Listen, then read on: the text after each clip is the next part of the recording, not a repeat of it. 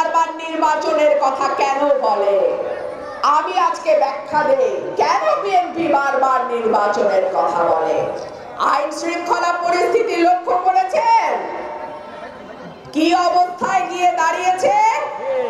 Hijack, ছিনতাই, রাহাজানি, bomb দিয়ে জিনিসপত্র ছিনায় নেওয়া, দিনে দুপুরে বাড়িতে বাড়িতে ডাকাতি করা, ঢাকা শহরে এটা এখন প্রতিদিনের ঘটনা হয়ে গেছে। রাজশাহীগামী বাস 3.5 ঘন্টা ধরে সেই বাসে ডাকাতি হয়েছে। আমাদের মোহাম্মদপুর, মিরপুর, সাভারের মতন এলাকাগুলো, উত্তরার মতন এলাকাগুলো সন্ধ্যা নামলে মানুষ এখন ভয়ে ঘর থেকে বের হতে পারে না। একটা নির্বাচিত সরকার যখন থাকে তখন প্রশাসন এবং পুলিশ তারা অনেক বেশি শৃঙ্খলাবদ্ধ থাকে।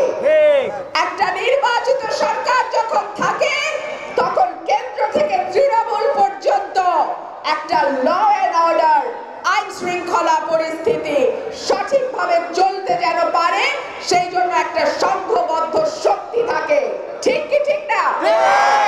আর যখন দেশে অনির্বাচিত সরকার থাকে, দীর্ঘ সময় থাকে, তখন আইন শৃঙ্খলা পরিস্থিতির এইরকমই অবস্থা হয়। এই সরকারটি তো মানুষের ভোটে নির্বাচিত নয়, তারা নির্বাচনে দাঁড়াবেও না। চাইলের কেজি 100 টাকা হইলেই বা তাদের কি যায় আসে।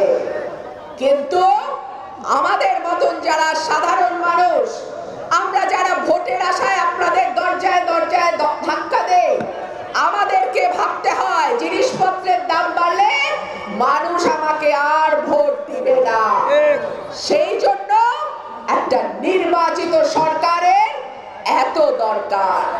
মানুষ অপেক্ষা করে আছে নির্বাচন কবে হবে, তারা তাদের পছন্দের প্রার্থীকে ভোট দেবে, তাই না?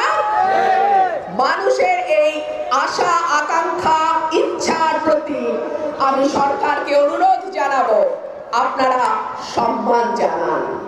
এই দেশের মানুষ এই দেশের মালিক, এই মালিকানা তাদের কাছ থেকে কেড়ে নেওয়ার চেষ্টা করবেন না।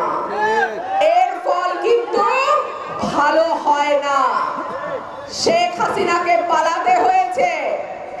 আমি আশা করব এই সরকারে যারা আছেন আপনারা অত্যন্ত সম্মানিত ব্যক্তি, আপনারা প্রত্যেকে যার যার ক্ষেত্রে উজ্জ্বল নক্ষত্রের মতো।